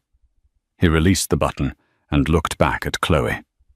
"You are not homeless, Chloe. You are not alone. You are a Pendleton ward. From this moment on, every resource I possess is at your disposal. We are not going to get you a settlement. We are going to dismantle Jonathan Davenport's world piece by piece. He wanted to erase you. Instead, we will make him wish he had never been born." Chloe stared at him, bewildered by the speed and scale of his response. "Pendleton and Associates, I thought you were a lawyer." Arthur Pendleton gave a slight grim smile. "I am a lawyer, Chloe. But Pendleton and Associates is not a law firm. It is the holding company for my family's assets. I own banks, real estate, tech firms, media outlets. I have a law firm, of course, one of the best, and you have just become its most important client." He was her godfather, but he wasn't just a lawyer. He was a billionaire, a titan of industry whose name was whispered with fear and reverence on Wall Street and in the halls of power. And Jonathan Davenport had just picked a fight with him. The Pendleton Grand Hotel was not a place you simply booked a room. It was a place you were invited to. Chloe was escorted to the penthouse suite, a sprawling apartment in the sky with panoramic views of the city she had been cast out of just days before. A personal attendant showed her the walk-in closet, already stocked with a collection of designer maternity wear. A private chef was on call. A team of doctors led by the renowned Dr. Eleanor Madigan arrived within hours for a gentle, thorough consultation, assuring her that she and the baby were healthy. It was disorienting. She had gone from a queen's sofa to unimaginable luxury in the span of a morning. But beneath the comfort, a new feeling was taking root, a fierce, burning resolve. She wasn't just a victim to be coddled. She was a partner in the coming war. Meanwhile, in the main conference room at Pendleton and Associates, the gears were turning. Robert Chen, a legendary litigator with a reputation for surgically dismantling his opponents in court. Maria Fuentes, a forensic accountant who could find a single fraudulent dollar in a mountain of offshore shell corporations. And Daniel Silva, a former intelligence operative who ran Pendleton's private security and investigations, all sat around a gleaming obsidian table. Arthur presided. The objective is not just victory, but annihilation. Arthur stated, his voice devoid of emotion. Jonathan Davenport believes his money makes him untouchable. We will demonstrate that his wealth is a house of cards in a hurricane. The plan was multifaceted. Maria and her team would begin a deep dive into Davenport Tech's financials and Jonathan's personal accounts. His new money, Maria said, her eyes gleaming. They're always sloppy. They want to hide their wealth, but they also can't resist showing it off. I'll find the seams. Daniel Silva's team would handle the infidelity accusation. A faked photo. A coerced friend, Daniel said with a dismissive wave. Amateur hour. We'll find the photographer who took the picture, the original files, the payment trail. We'll find out who paid him. We'll have a signed, notarized confession on your desk within 72 hours. Robert Chen, the lawyer, would prepare the legal assault. We won't just file for divorce, he said, tapping a pen on a legal pad. We'll file for annulment on the grounds of fraud alongside the divorce proceedings. We'll file for damages for emotional distress defamation and wrongful eviction. We'll hit him with a temporary restraining order, so severe he won't be able to come within 500 yards of Ms. Walsh or any property she occupies. And we will do it all very, very publicly. The first shot was fired 2 days later. Jonathan Davenport was the guest of honor at the annual Titans of Tech charity gala, a glittering affair filled with reporters and industry rivals. He was preening for the cameras, a beautiful model on his arm, projecting an image of a man unbothered moving on. As he was pontificating about his company's new AI venture, a man in an impeccably tailored yet unassuming suit approached him. "Miss Jonathan Davenport?" the man asked politely but firmly. "Yes," Jonathan answered, annoyed at the interruption. The man handed him a thick, cream-colored envelope. "You've been served." Jonathan stared at the envelope, a flicker of confusion in his eyes. He probably expected some nuisance suit from a low-rent lawyer Chloe had managed to scrape together. He opened it. The weight of the paper alone was intimidating. He scanned the first page. His face, which had been a mask of smug confidence, slowly drained of all color. The camera flashes which he had been soaking in moments before now seemed to illuminate his sudden, stark terror. He saw the claims, fraud, defamation, a dozen other terrifying legal terms. He saw the demand for a full forensic audit of all his assets, personal and corporate. But it was the letterhead at the top of the page that made his blood run cold. It didn't say Chen, Miller and Finch, or some other expected legal name. It said simply, Pendleton and Associates Office of the General Counsel. He had never heard of it, which in his world meant it was nothing. He turned to his own lawyer, a bulldog named Mr. Graves, who was standing nearby. What the hell is this Pendleton and Associates? Mr. Graves took the document, read the first page, and his professionally cynical face went pale. He looked at Jonathan as if he were a dead man walking. "Oh God, Jonathan," Graves whispered, his voice hoarse. "What did you do?" "What?" Jonathan snapped. "It's some no-name firm. We'll crush them." Graves shook his head, looking around the room as if expecting a bolt of lightning to strike them both. "Jonathan, Pendleton and Associates isn't a law firm. It's Arthur Pendleton. You haven't hired a lawyer. Chloe has hired a god. We're not in a lawsuit. We're in a war. We've already lost." Panic is an acid. For Jonathan Davenport, it began to eat away at the polished veneer he had spent his life constructing. His initial bluster faded quickly after his conversation with Graves. He learned that Arthur Pendleton wasn't just a billionaire. He was a keystone of the global financial system. He sat on boards, advised governments, and owned silent, controlling stakes in companies Jonathan thought were his competitors. To anger Arthur Pendleton was akin to personally offending the laws of gravity. The assault was relentless and silent. There were no angry phone calls, no threatening letters. There was only a quiet, systematic dismantling of his life. Maria Fuentes' team of forensic accountants worked with the efficiency of a military unit. They were financial ghosts, slipping through digital firewalls and untangling complex webs of offshore accounts in the Cayman Islands and Panama that Jonathan had created to hide assets and evade taxes. They discovered he hadn't just hidden money from Chloe. He'd been hiding it from the IRS for years.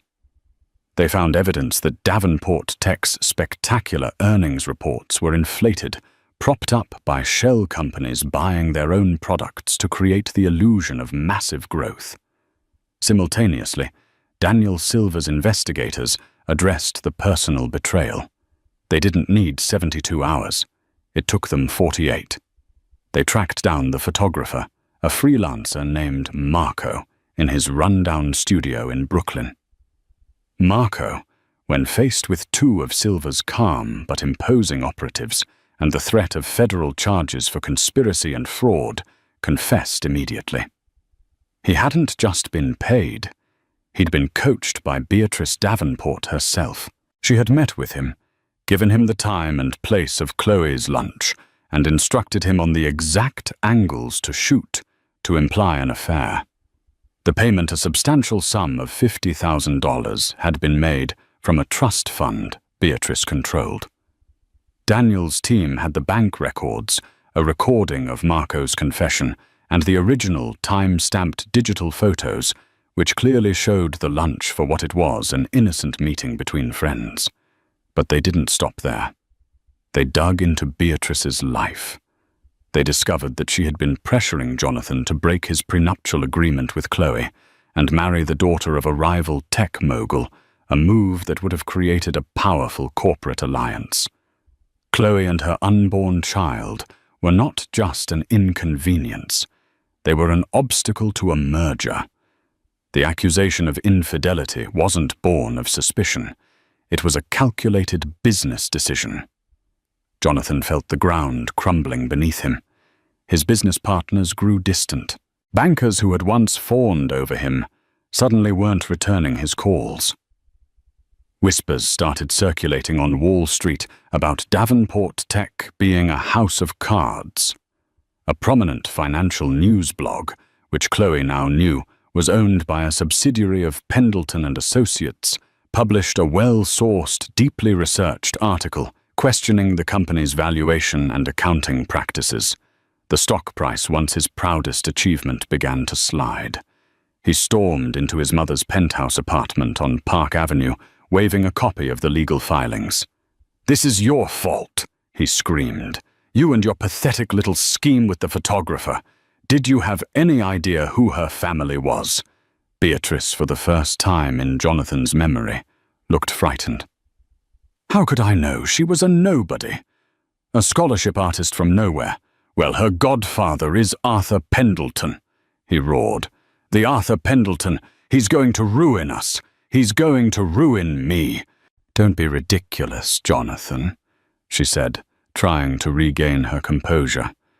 "It's a simple divorce, a domestic squabble. We will offer her a generous settlement. She will take the money and disappear." "You don't get it, do you?" He laughed, a harsh, humorless sound. "They're not asking for money. They're asking for everything. They sent a subpoena for every financial record going back 10 years. They know about the Zurich accounts. They know about the shell companies." Beatrice sank into a silk-upholstered chair, her face ashen. The world she had so carefully dominated, the world of society galas and boardroom whispers, was dissolving. They had kicked a hornet's nest, only to discover it was attached to a grizzly bear. The final blow to Jonathan's personal life came not from a lawyer, but from Chloe herself. Under the guidance of Robert Chen, she filed a petition not just for divorce, but for a court-ordered paternity test to be administered the moment the baby was born. The petition was made public. The story was irresistible to the press. The millionaire who threw his pregnant wife out over cheating allegations was now being legally challenged to prove the child wasn't his. His narrative of the wronged husband was shattered. He was now cast as the villain, a cruel, paranoid bully. The public, and more importantly, the market, loves a hero and despises a villain. And Jonathan Davenport had been irrevocably cast. The day of the preliminary hearing was a media circus. Reporters and television crews crowded the steps of the New York County Courthouse. Jonathan Davenport arrived looking haggard, his bespoke suit unable to hide the stress that had carved new lines into his face. He walked with a forced confidence, flanked by Mr. Graves and a team of anxious-looking junior lawyers.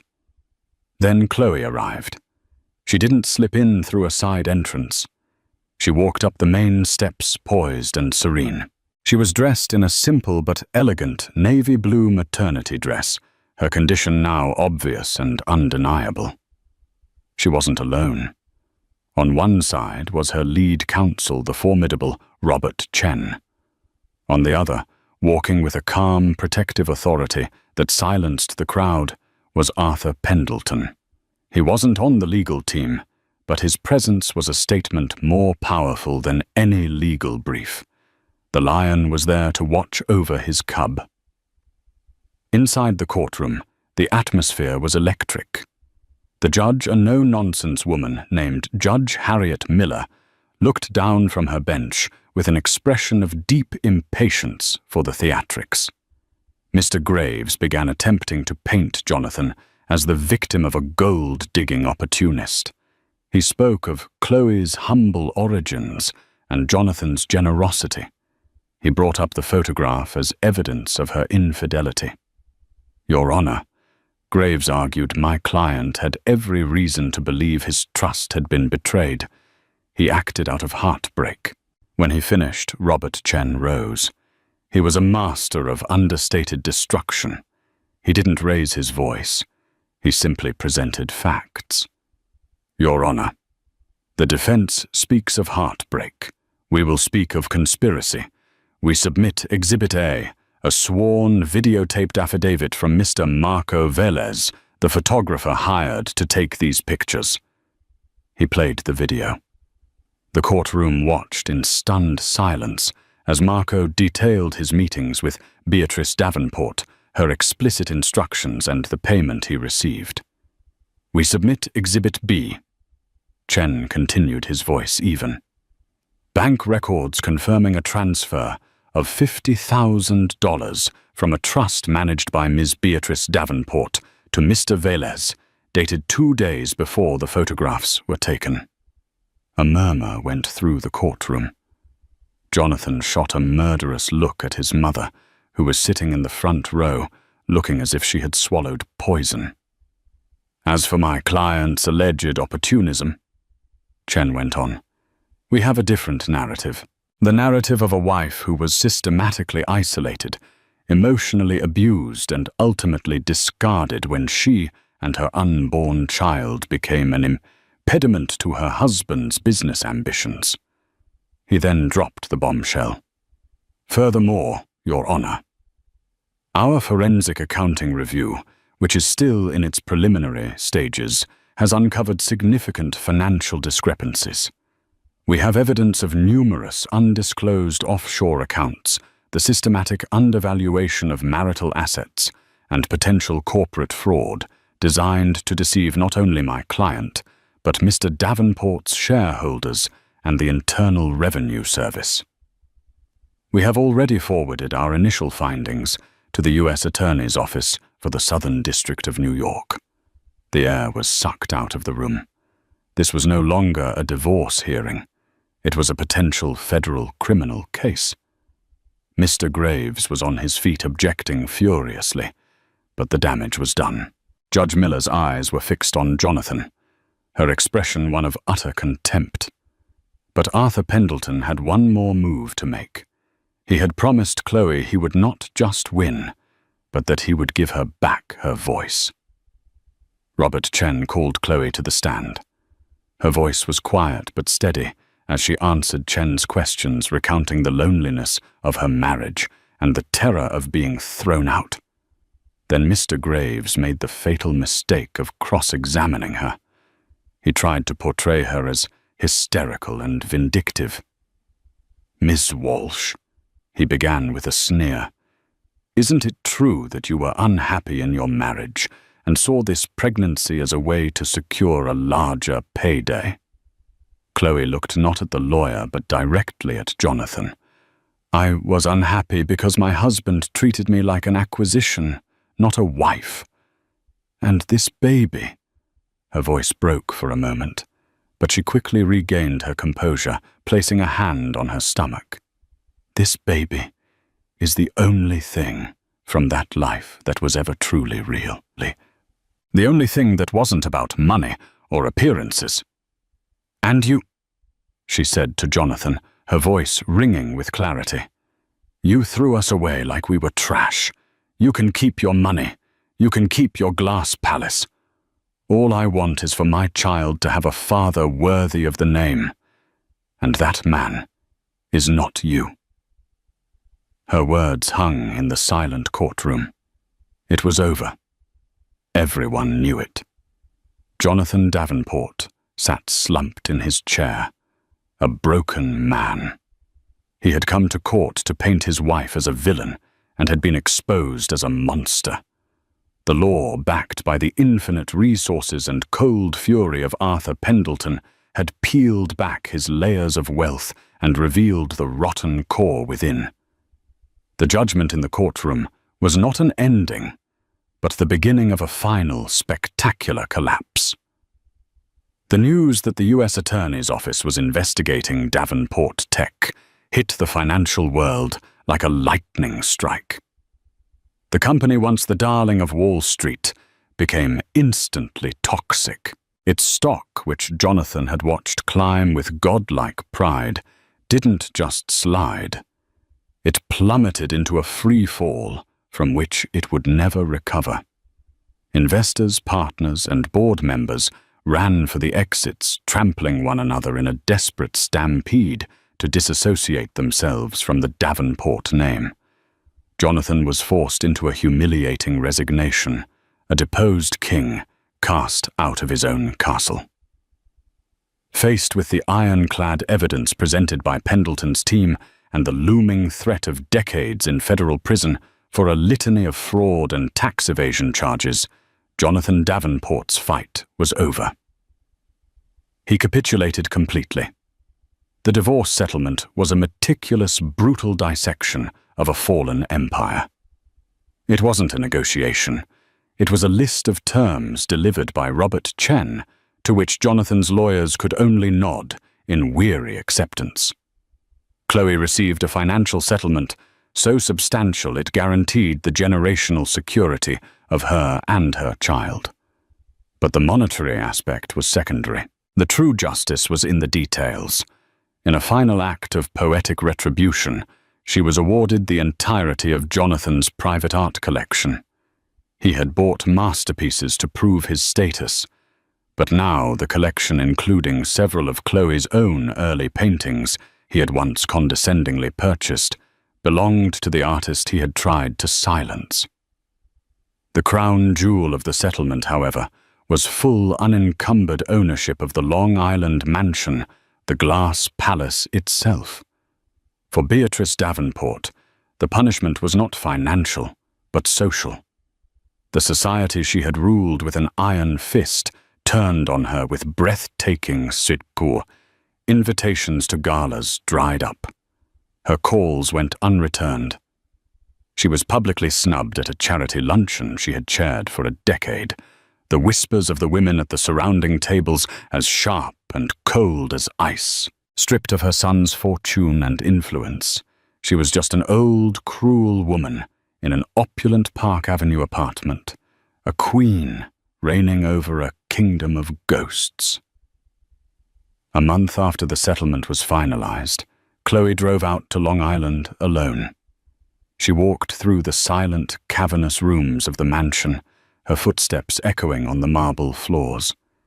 It was a mausoleum of a life she no longer recognized.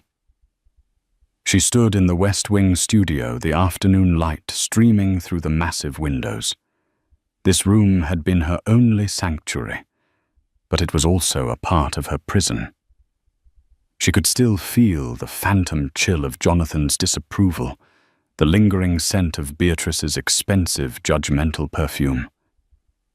She knew then she could never live there. The house wasn't a prize, it was a chain. Following a long conversation with Arthur, she made a decision. She put the mansion and its entire contents on the market. It sold within a week to a foreign investor. With the immense proceeds, she established the Walsh Foundation, a non-profit with a singular clear mission to provide grants, studio space, and mentorship to gifted young artists who, like her, came from backgrounds with no connections and no money. She would turn her gilded cage into a key for others. 6 months after her day in court, Chloe gave birth to a healthy, beautiful baby boy. In the quiet private hospital room, paid for by her own funds, she held her son and cried tears of pure, unadulterated joy. She named him Michael after the father whose integrity and love had reached across time to save her. Arthur Pendleton was the first visitor. The titan of industry, a man who could move markets with a single phone call, entered the room with a reverence Chloe had never seen. When she placed the tiny bundled baby in his arms, the powerful billionaire seemed to melt. He looked down at the face of his god-grandson, his sharp blue eyes softening with a profound love and a fierce protectiveness. "Hello, Michael," he whispered, his voice thick with emotion. "Your grandfather was the greatest man I ever knew. You have a lot to live up to." In that moment, Chloe knew her son would never lack for a strong, honorable father figure. She found a new home, not in the ostentatious world of Manhattan penthouses or Long Island estates, but in a beautiful, light-filled brownstone in a quiet, tree-lined Brooklyn neighborhood. It had a small garden in the back and high ceilings that welcomed the sun. The entire top floor became her studio, a sprawling, happy mess of canvases, paint, and light. It wasn't a cage, it was a nest. Here she began to paint again. The frantic, fearful energy that had fueled her work in the mansion was gone. It was replaced by a deep, powerful current of peace and strength. She painted Michael sleeping in his crib, the sunlight tracing patterns on his face. She painted the view from her studio window, the changing seasons on her quiet street. Her work was imbued with a raw honesty and a mature confidence that was breathtaking. A year after Michael's birth, her old friend from the gallery that had started it all begged her to do a solo show. Chloe was hesitant, but Arthur encouraged her. "It is time," he said, "for the world to see you as you are." The opening night was packed. The art world was buzzing with the story of the artist who had emerged from the ashes of a scandalous divorce. But when they saw the paintings, the gossip fell away, replaced by an awed silence. The work was undeniable. It was the art of a woman who had seen the worst of the world and had chosen to create beauty. The entire collection sold out before the night was over. A review in a major art journal called her the defining new voice of her generation. One afternoon, while rocking Michael to sleep, she saw a small article on her tablet. Jonathan Davenport had accepted a plea bargain, agreeing to serve 3 years in a minimum security prison and pay hundreds of millions in fines. He was a cautionary tale, a footnote in the business pages. Chloe looked at the article, then at the sleeping child in her arms, and felt nothing. No anger, no satisfaction, just a distant, quiet peace. He was a ghost from another life. She was no longer Chloe Davenport, the millionaire's discarded wife. She was Chloe Walsh, a mother, a philanthropist, and a celebrated artist whose voice, once silenced, now resonated with power and truth. She had learned the hardest lesson of all, that some cages are made of gold, and true freedom isn't about escaping them, but about having the strength to build your own world. She had lost a husband who saw her as a possession, but had found a family that cherished her as a treasure. In the end, Jonathan hadn't erased her. His cruelty had been the catalyst that set her free, allowing her to take the shattered pieces of her past and create a new masterpiece more vibrant and beautiful than any she had ever dared to imagine. 4 years passed in a blur of creative fulfillment and domestic peace. Chloe's world was a vibrant canvas painted in the bright, happy colors of her son. Michael's laughter, the warm, earthy tones of her work in the studio, and the steady, grounding presence of Arthur Pendleton.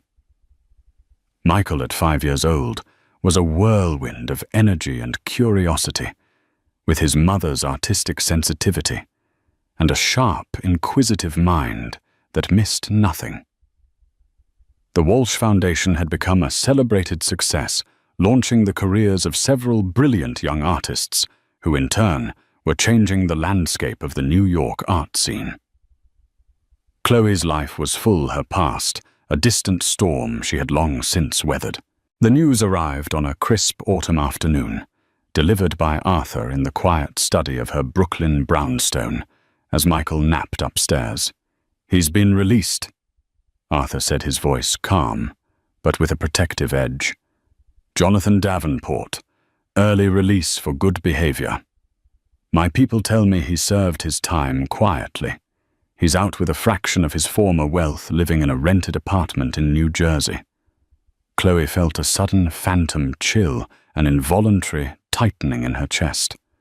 It wasn't the paralyzing fear of before, but the unpleasant shock of a healed wound being unexpectedly prodded.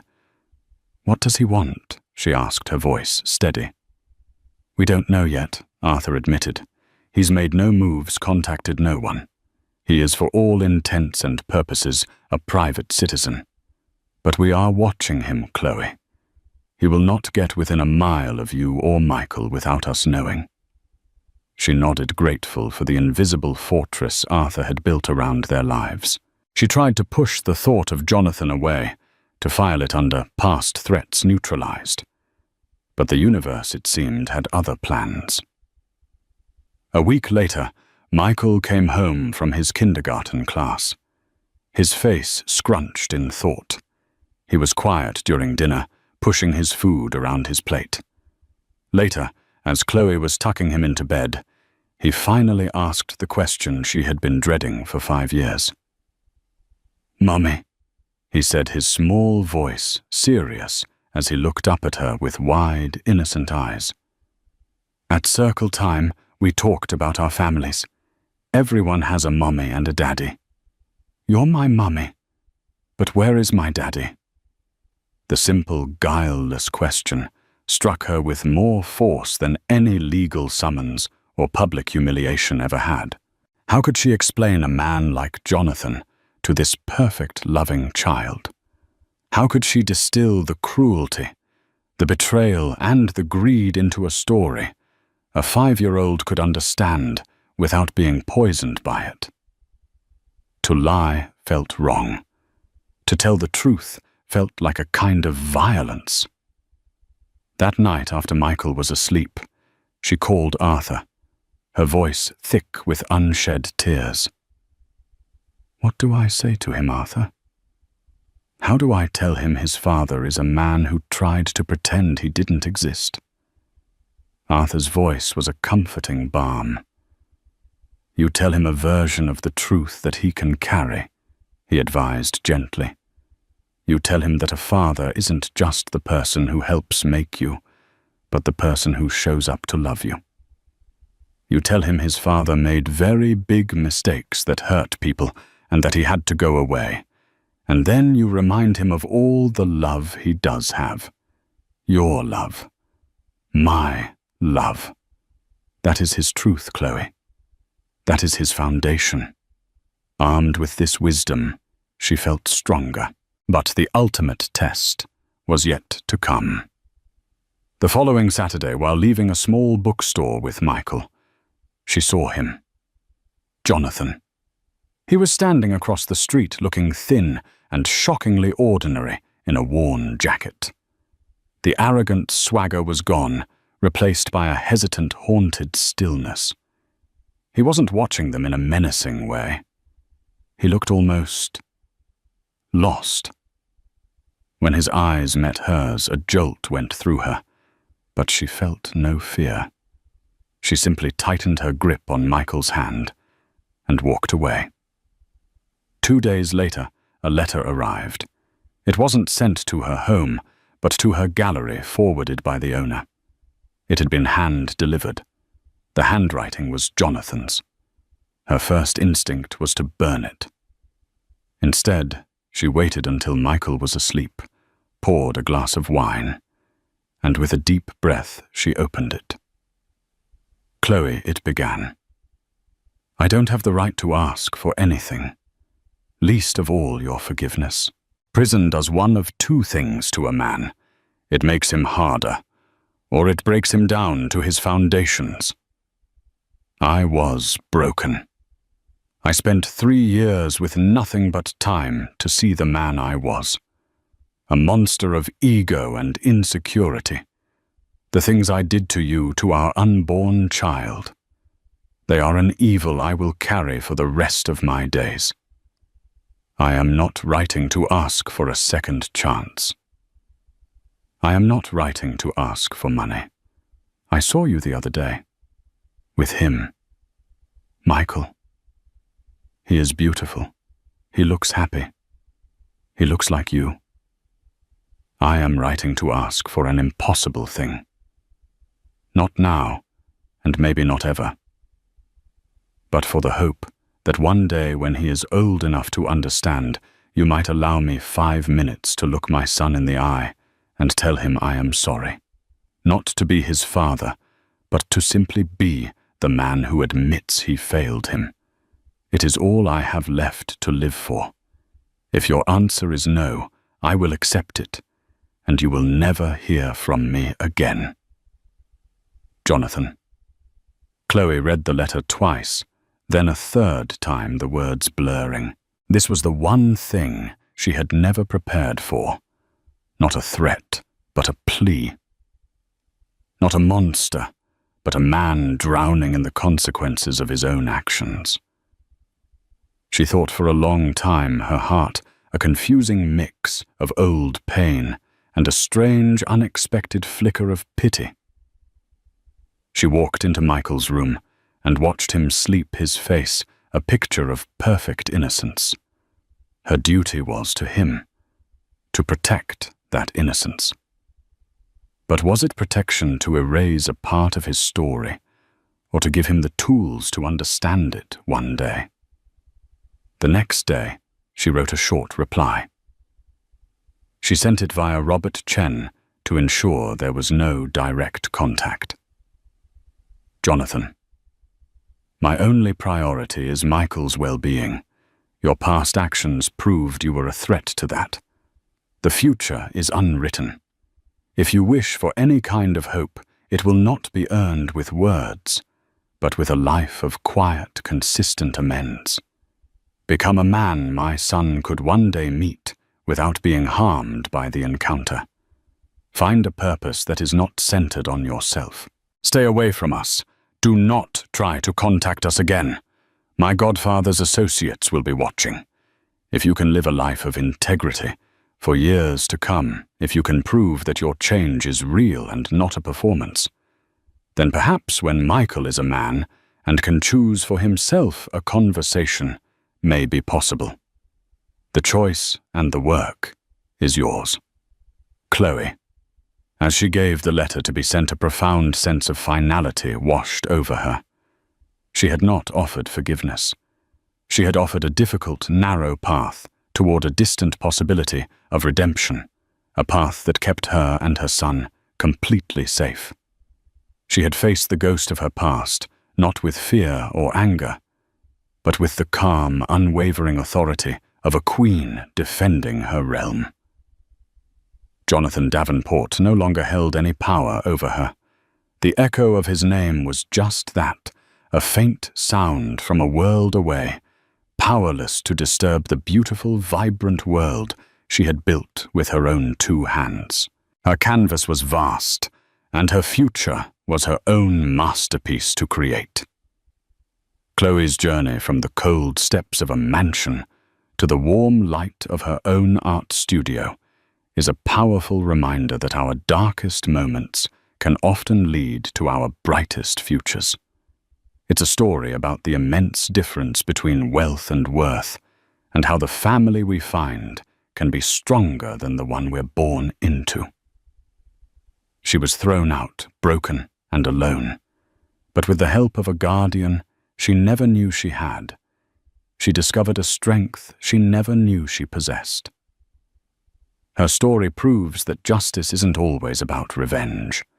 Sometimes the greatest victory is building a beautiful life on the ashes of what was meant to destroy you. If Chloe's story of resilience and triumph moved you, please show your support by hitting that like button.